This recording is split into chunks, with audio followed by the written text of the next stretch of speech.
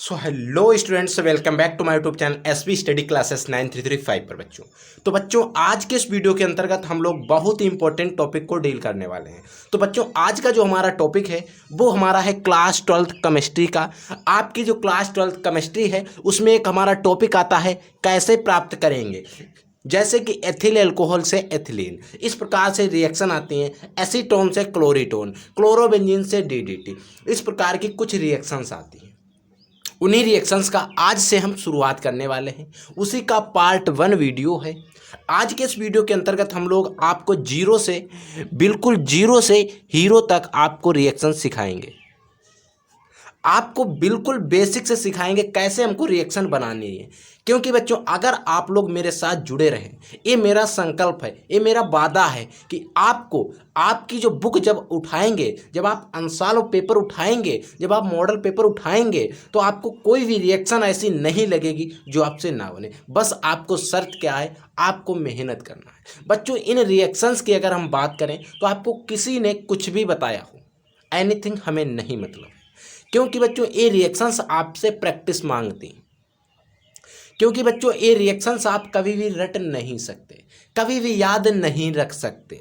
हर reactions का बनाने का तरीका अलग अलग हो सकता है। उसने कुछ प्रेजेंस में दे दिया, आप अटक जाओगे। हर कोई अटक जा सकता है, एनीथिंग टीचर भी अटक सकता है। क्योंकि बच्चों आपसे जो टीचर कहते हैं कि मुझे सारी रिएक्शंस आती हैं, नहीं आती हैं। ऐसी ऐसी रिएक्शंस पड़ी हुई हैं जो वो भी अटक सकते हैं। आप देखते हैं बैलेंसी के लिए अच्छे अच्छे टीचर अटक जाते हैं। तो आपको क्या करना है, वही टीचर नहीं अटकते जो लगातार प्रैक्टिस करते हैं, पढ़ाते रहते हैं, वो कभी नहीं अटकते। लेकिन ऐसा भी नहीं वो कभी नहीं अटकते, कभी तो रिएक्शन आपको फंसी जाएगी। तो बच्चों ऐसा नहीं आपकी बुक में सारी हार्ड रिएक्शन ही हो, और ऐसा भी नहीं सारी नॉर्मल रिएक्शन ही हो। क्योंकि बच्चों अगर आप प्रैक्टिस करेंगे तो हार्ड से हार्ड रिएक्शन भी आपके लिए नॉर्मल हो जाएगी। ये बात आपको पता है, प्रैक्टिस करने से हर एक चीज़ आती है। तो बच्चों आपको क्या करना है, मेहनत से जी नहीं चुराना है। अगर आपको केमिस्ट्री में अच्छा स्कोर करना है तो आपको अच्छे से मेहनत करनी होगी। अगर मैं आपके लिए मेहनत कर रहा हूँ तो आपको भी मेहनत करनी होगी। तो मैं आज के इस वीडियो के अंतर्गत पार्ट 1 वीडियो है, आपको पता है, इसमें मैं आपको कुछ रिएक्शंस बताऊंगा। हो सकता है आज का वीडियो आपको अच्छा ना लगे, क्योंकि आप नया नया टॉपिक पढ़ रहे हैं, नया नया टॉपिक है तो समझ में कम आएगा, तो आप कहेंगे सर हमको समझ में नहीं आया। लेकिन अगर आप 1 से 2 या 3 वीडियो लगातार जब देखेंगे, हमारे साथ बने रहेंगे, तो आपको हर एक चीज़ एकदम रेगुलर समझ में आएगी। मैं समझाने का पूरा 100% आपको दूंगा। एक रिएक्शन 4 बार समझाऊंगा, एक एक कंपाउंड समझाऊंगा कैसे बनता है और कैसे निकलता है। बस आपको कॉन्सेंट्रेट बना के आपको समझ लेना है। तो आइए बच्चों हम वीडियो को शुरू करते हैं। जिससे पहले अगर आप लोग हमारे चैनल पर नए आए हों तो प्लीज़ चैनल को सब्सक्राइब कर लेना, बेल के आइकन के ऑल पर क्लिक कर लेना, क्योंकि अगर मैं नेक्स्ट वीडियो अपलोड करूंगा तभी उसका नोटिफिकेशन आपको मिल सकता है, अन्यथा आप उसको ढूंढेंगे, हो सकता है मेरा चैनल आपको ना मिले। तो बच्चों आपको क्या करना है, अच्छे से एक एक रिएक्शन को समझ लेना है। तो आइए हम वीडियो को शुरू करते हैं। देखिए बच्चों, जैसे कि हमारे सामने एक रिएक्शन है, एथिल अल्कोहल से हमें एथिलीन बनानी है।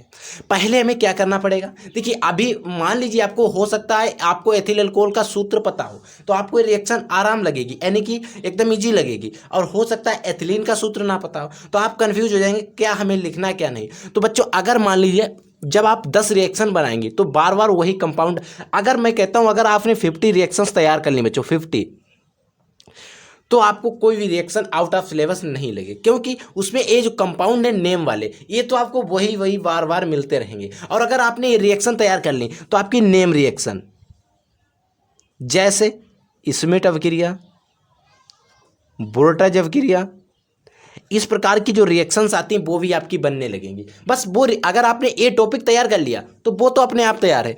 मैं बताऊंगा कैसे तैयार करना है, वो सारी चीज़ें मैं आपको साथ शेयर कर सकता हूं। देखिए बच्चों, जैसे एथिल अल्कोहल, हमें एथिल अल्कोहल का फार्मूला नहीं पता है, बाई चांस आपको नहीं पता है, तो बच्चों आपने IUPAC नाम पढ़े होंगे। तो IUPAC में एथिल का मतलब होता है 2 carbon, alcohol C2H5 OH। Alcohol का मतलब होता है, एल्कोहल ग्रुप होता है, आल ग्रुप होता है। इसी को हम एथेनॉल भी कह सकते हैं। क्या कह सकते हैं बच्चों, एथेनॉल, एथेनॉल। बच्चों इसी को हम एथेनॉल कह सकते हैं और इसी को हम एथिल अल्कोहल भी कह सकते हैं। ठीक है बच्चों, अब हमें इससे बनाना क्या है, एथिलीन। आपको एथिलीन का सूत्र याद होना चाहिए। बच्चों नहीं याद है कोई बात नहीं, एथिलीन का सूत्र होता है C2H4। क्या होता है बच्चों, C2H4। तो बच्चों देखिए हमें यहाँ पर कार्बन बढ़ाने की कोई ज़रूरत नहीं है, यानी कि हमें कार्बन नहीं जोड़ने हैं। 2 कार्बन यहाँ पर हैं, 2 कार्बन यहाँ पर हैं, 4 हाइड्रोजन यहाँ पर हैं, 5 हाइड्रोजन यहाँ पर हैं। तो हमारे पास हाइड्रोजन 1 और 2 हाइड्रोजन यहाँ पर बच रहे हैं, H2 बच रहा है और हमारा ऑक्सीजन बच रहा है O। तो अगर हम इसमें कुछ ना करें तो हमारा पूरा कंपाउंड एक ही से बन रहा है और इसको हम प्लस H2O दें निकाल। लेकिन बच्चों इस ऐसा करने के लिए यहाँ पर हमारी कुछ प्रेजेंस रहती है, इसकी कुछ उपस्थित में रिएक्शन होती है। बच्चों इसमें उपस्थित किसकी अभी आपको उपस्थित नहीं याद करनी है, आप सिर्फ रिएक्शन समझ लीजिए कैसे बनी है।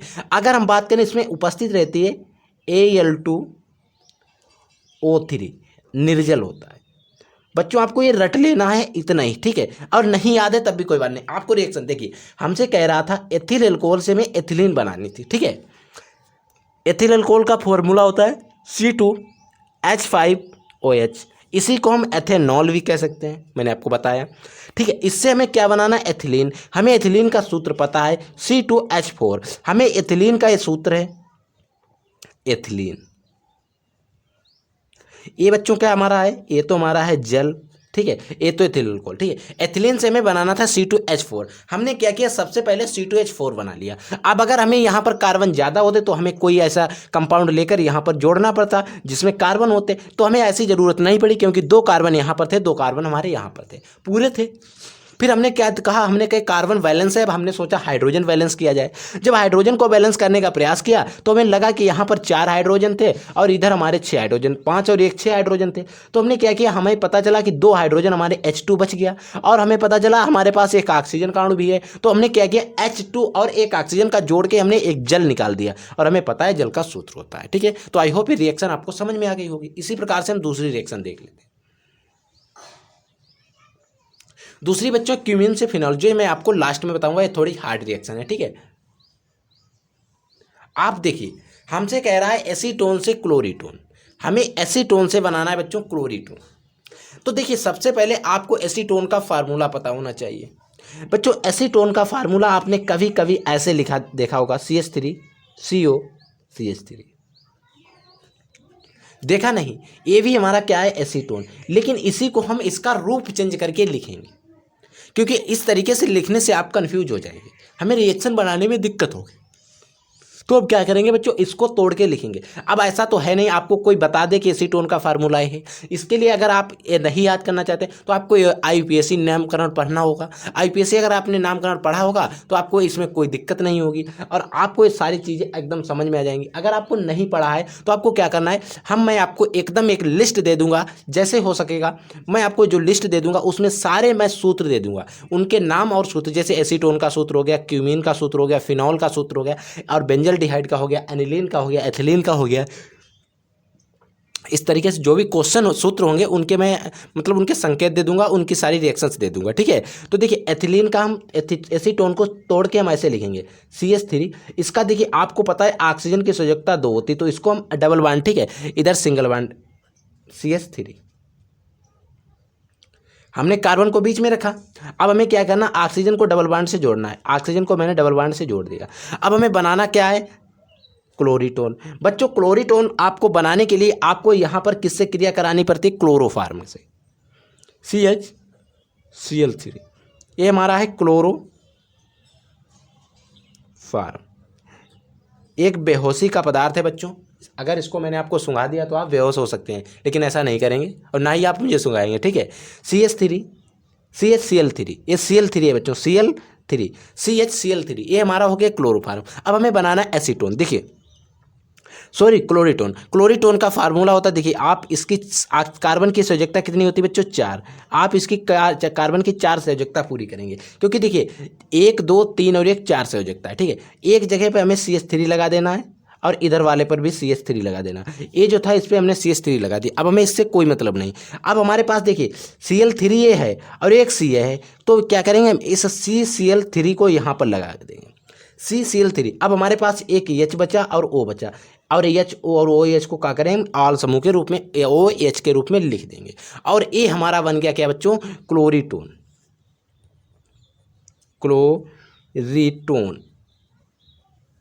यही बच्चों मेरा है क्लोरीटोन और इसमें कुछ भी नहीं निकलेगा। ठीक है, देखिए आप अगर देखेंगे, देखो देखिए आप यहाँ पर बैलेंस कर लीजिए कार्बन को, 1 2 3, 1 2 3 बैलेंस।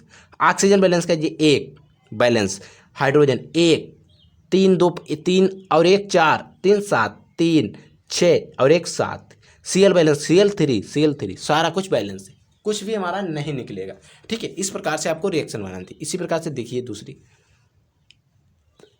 दूसरी रिएक्शन है एनिलीन से बेंजल्डिहाइड। अब आपको एनिलीन का फार्मूला पता होना चाहिए, नहीं पता है कोई दिक्कत नहीं। आपको एनिलीन का फार्मूला कैसे लिखना है, देखिए एनिलीन, इन समूह आ रहा है, एनिलीन का फार्मूला आप क्या करेंगे बच्चों, एक तो एनिलीन का फार्मूला ये होता है C6H5NH2। ठीक है, लेकिन यहाँ पर हमें बेंजल्डिहाइड बनाना है तो इस फार्मूले से भी हम बना सकते हैं और अलग से भी बना सकते हैं, यानी कि रिंग में। मैं आपको दोनों बता दूंगा, पहले आप रिंग में समझ लीजिए और वहाँ से आपको समझ में आ जाएगा। देखिए बेंजीन की रिंग तो आपको पता ही होगा कैसी होती है, इस तरीके से होती है। आप 3 जगह पर इसमें लाइन कर सकते हैं या बीच में गोला कर सकते हैं। आप यहाँ पर लगाएंगे NH2 समूह, NH2 समूह लगा दिया। अब हमें क्या करना है, बेंजल्डिहाइड। आपको डिहाइड मतलब एल्डिहाइड का मतलब होता है CHO समूह, लेकिन यहाँ पर हमारे पास कोई CHO समूह नहीं है, तो इसके लिए हमें क्या करना पड़ेगा, एक नॉर्मल सी रिएक्शन HCHO, यानी कि HCHO, फॉर्मल्डिहाइड,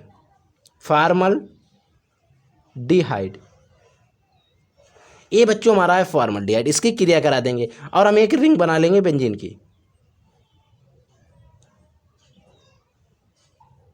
ठीक है, अब हमें क्या करना है, इसमें एल्डिहाइड समूह जोड़ देना है, कुछ नहीं करना हमें। जो CHO इसका इतना CHO उठा के यहाँ पर जोड़ देना है CHO, और ये बच्चों हमारी बन गई बेंजल्डिहाइड, प्लस हमारे पास कुछ निकल जाएगा। देखिए NH2 तो यहाँ पर है और एक ही H बचा तो NH3 के रूप में निकल जाएगा। और NH3 क्या होता है बच्चों, हमारी अमोनिया होती है,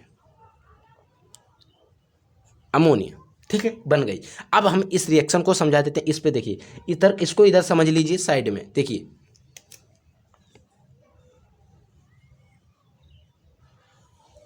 इधर समझिए। देखिए हमारे पास था C6H5NH2, हमने क्या किया, HCHO यानी कि फॉर्मल्डिहाइड को लिया और क्रिया करा दी। देखिए बच्चों आगे जगह नहीं, आप आगे बना सकते हैं। ठीक है, तो हमने क्या किया, C6H5। अब हमारे पास देखिए इस सारे इतनी चीज़ तो है, C6H5 और इधर क्या लगा है CHO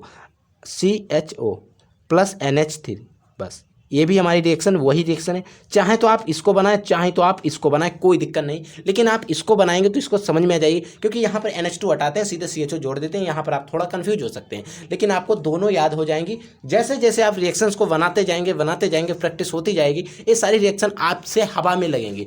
आपको सोचना भी नहीं पड़ेगा कौन सा कंपाउंड आपको जोड़ना है, कौन सा निकालना है। बच्चों अगर मैं बात करूँ, आपको मैं सीरियसली बताता हूँ, जब मैं भी एक विद्यार्थी जीवन में था तब मुझे भी एक ऐसी रिएक्शन लगती थी कि शायद मैं नहीं सीख पाऊंगा, लेकिन मेरे सर की कृपा से उन्होंने मुझे इतनी प्रैक्टिस करवाई बच्चों, मैंने भी प्रैक्टिस से हार नहीं मानी। मैंने आपको बताऊं कि दिन में 50-50 60-60 रिएक्शंस की प्रैक्टिस की, और आज मैं शायद कोई भी रिएक्शन ऐसी नहीं है जो मैंने ना बनाई हो, और सारी रिएक्शन लगभग यूँ बैलेंस होती हैं और सारी रिएक्शंस बनती हैं। बस क्या है, आपको प्रैक्टिस करना है। आपसे भी बनेंगी, ऐसा नहीं आपसे नहीं बनेंगी। अगर आप प्रैक्टिस करेंगे तो आपसे भी सारी रिएक्शन यूँ ही बनेंगी।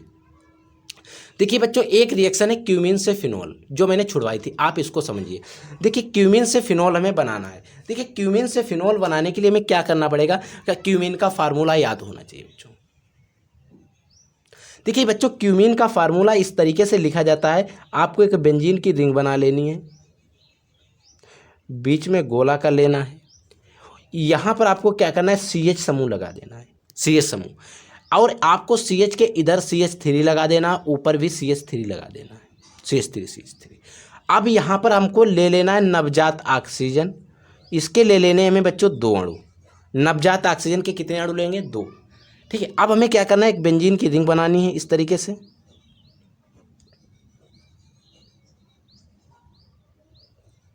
बीच में गोला।